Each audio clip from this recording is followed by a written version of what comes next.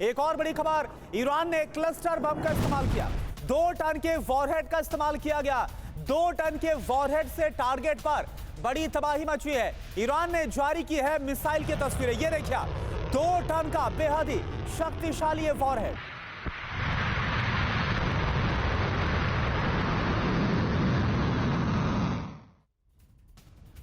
और अहम खबर है, इजराइल पर ईरान का भीषण हमला हुआ है। इजरायली ठिकानों पर की गई है बमबारी। ऑपरेशन ट्रू प्रॉमिस 4 की 37वीं लहर जारी की गई है। ये एक और वेव इस वक्त आपके सामने है। ऑपरेशन ट्रू प्रॉमिस 4 के तहत लगातार बड़े हमलों को अंजाम दिया जा रहा है और यह हमले का 37वां फेज बताया जा रहा है, जिसके तहत घातक मिसाइलों से इजराइल को एक बार फिर बनाया गया निशाना।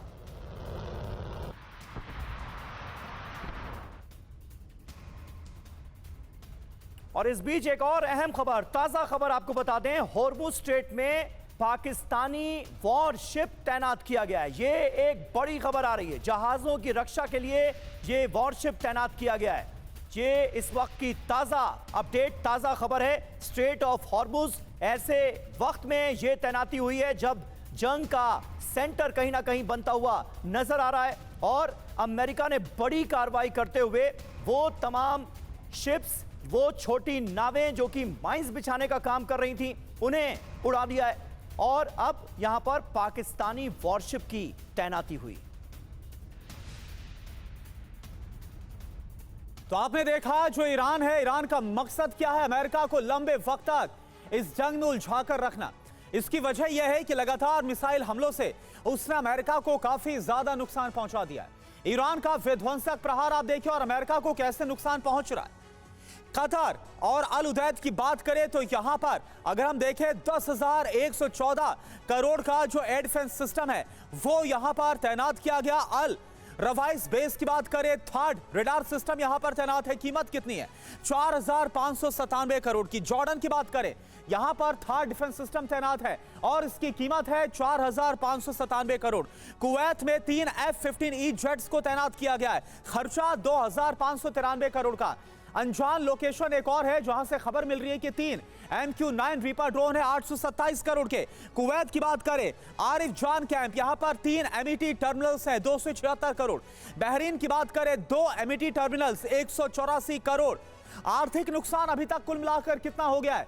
23,188 करोड़ का। Lieutenant general Nitin Kohli sir, क्या आपको लग रहा है कि यही मकसद है? क्योंकि एक तरफ हम देख रहे हैं इजराइल और जो अमेरिका है वो बेहद ही महंगे और भारी भरकम हथियारों का इस्तेमाल कर रहे हैं और लगातार ये जो हथियार है अमेरिका और इजराइल के वो एग्जॉस्ट भी हो रहे हैं, बड़ा आर्थिक नुकसान हो रहा है। और दूसरी तरफ कुछ लाखों के ड्रोन्स का जो इस्तेमाल है वो ईरान बेहद आसानी से कर रहा है और इस जंग को लंबा खींच रहा है। अगर ये जंग और लंबी खींची, 1 महीना 2 महीने जैसा बोला जा रहा है, तो इसका क्या असर आप देख पा रहे हैं? क्या अमेरिका इजराइल के सामने भी सस्टेन करने की चुनौती रहेगी? देखिए, जैसा आपने बताया अभी कि बड़े सस्ते ड्रोन इस्तेमाल करके उनके मिलियंस के मिसाइल्स के उनके इंस्टॉलेशन को ख़राब कर रहे हैं। इसका मतलब ये साफ है कि वॉर शुरू होने से पहले उन्होंने कोई अपनी एयर वॉर गेमिंग नहीं करी, ना ज़मीन की कोई वॉर गेमिंग करी गई है। उद्देश्य क्या था उसमें भी कन्फ्यूज़न था और एग्जिट स्ट्रेटजी क्या होनी है उसमें भी कन्फ्यूज़न है। इसीलिए इस समय आज 12वें दिन अमेरिका थोड़ा डिफेंसिव पर दिखाई देता है। देखिए, ईरान के जो इनका टेक्टिकल एम शायद अचीव हो गया हो कि इन्होंने इंफ्रास्ट्रक्चर डिस्ट्रॉय कर दिया, कुछ आर्मी के इंस्टॉलेशन डिस्ट्रॉय कर दिए, लेकिन जो स्ट्रेटेजिक एम है वो इनका बिल्कुल अचीव नहीं हुआ है। लीडर को चेंज करना था, अभी एक दूसरा यंग लीडर आ गया जो उनसे ज़्यादा कट्टर है, उससे ज़्यादा आक्रामक है। न्यूक्लियर उनके इंटैक्ट हैं, जो प्रॉक्सीज हैं वो उनके इंटैक्ट हैं।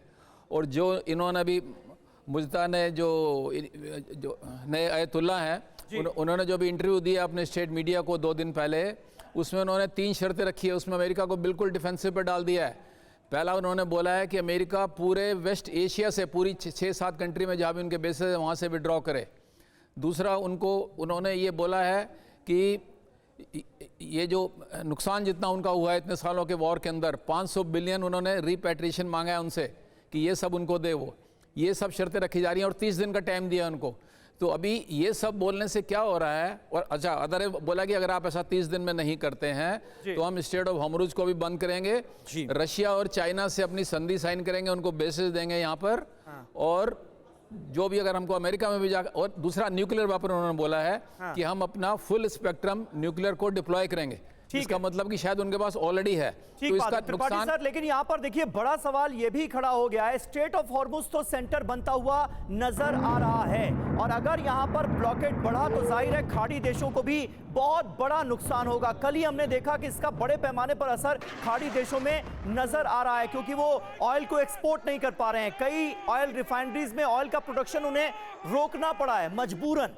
ऐसे में उनका रुख क्या होगा? क्या आने वाले वक्त में वो ईरान के करीब आते हुए आपको नजर आते हैं, या फिर अमेरिका से जो दोस्ती है वो और बढ़ेगी और ये सारे मुल्क मिलकर ईरान के खिलाफ खड़े हो जाएं? देखिए, मुझे नहीं लगता कि सारे मुल्क मिलकर ईरान के खिलाफ खड़े होने की ताकत रखते हैं या कोशिश कर सकते हैं। क्योंकि मुझे लगता है कि अब जिस हिसाब से युद्ध जिस ओर बढ़ रहा है हॉर्मुज की खाड़ी को बंद करने के बाद से, उस हिसाब से उस ढंग से तो यही लगता है कि ये सारे मुल्क मिल करके अमेरिका से ये गुहार लगाएंगे कि अब युद्ध बंद कीजिए, क्योंकि हमारी इकोनॉमी चौपट हो रही है। हॉर्मुज की खाड़ी से उनको उनके तेल का निर्यात नहीं हो रहा है, और दूसरी ओर ठीक है सऊदी अरबिया अपने अरब सागर की जगह वो लाल सागर से कुछ निर्यात कर रहा है, एक बिलियन उसका बैरल का, लेकिन तब भी ये और बाकी देशों के लिए बहुत खतरे की घंटी है।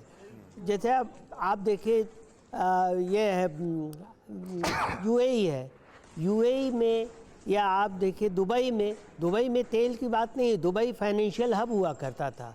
अब अगर वहाँ पे बमबारी हुई और फाइनेंशियल हब चौपट हो रहा है तो दुबई की इकॉनमी पे उस पर असर पड़ रहा है। इसलिए मुझे लगता है कि कुछ दिन में ये सब मिल करके संयुक्त रूप से ये अनुरोध करने लगेंगे अमेरिका से कि बस हो गया, बहुत हो गया, आप बंद कीजिए सब। यानी त्रिपाठी सर, आपको ये लग रहा है कि जो नुकसान खाड़ी देशों को उठाना पड़ रहा है